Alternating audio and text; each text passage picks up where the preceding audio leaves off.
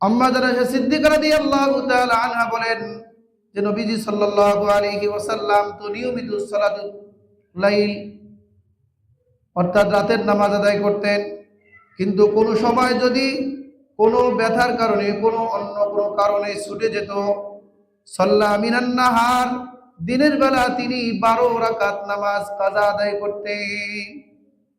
অন্য বর্ণনায় এসেছে আব্দুল্লাহ ইবনে কায়েস রাদিয়াল্লাহু তাআলা আনহু কে আয়েশা রাদিয়াল্লাহু তাআলা আনহা বলেন, আবু দাউদ শরীফের 1307 নম্বর হাদিস, قالت عائشة رضي الله تعالى عنها يا عبد الله لا تدع قيام الليل, হে আব্দুল্লাহ, তুমি রাতের নামাজ তথা তাহাজ্জুদের নামাজকে ছেড়ে দিও না।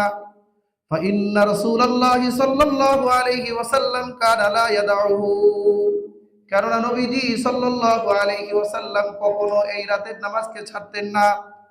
ওয়াকানা ইদা মারিদা আও কাসিরা সাল্লা কাঈদা, যখন তিনি অসুস্থ হয়ে যেতেন অথবা তিনি দুর্বল হয়ে যেতেন তথা যখন বয়স হয়ে গেছে, রাসূল করিম সাল্লাল্লাহু আলাইহি ওয়াসাল্লাম ওই সময়ও ছাড়েন নাই, বরং সাল্লা কাঈদা, তখন বসে বসে হলেও তারা বিদনা বরং তাহাজ্জুদের নামাজ আদায় করতেন।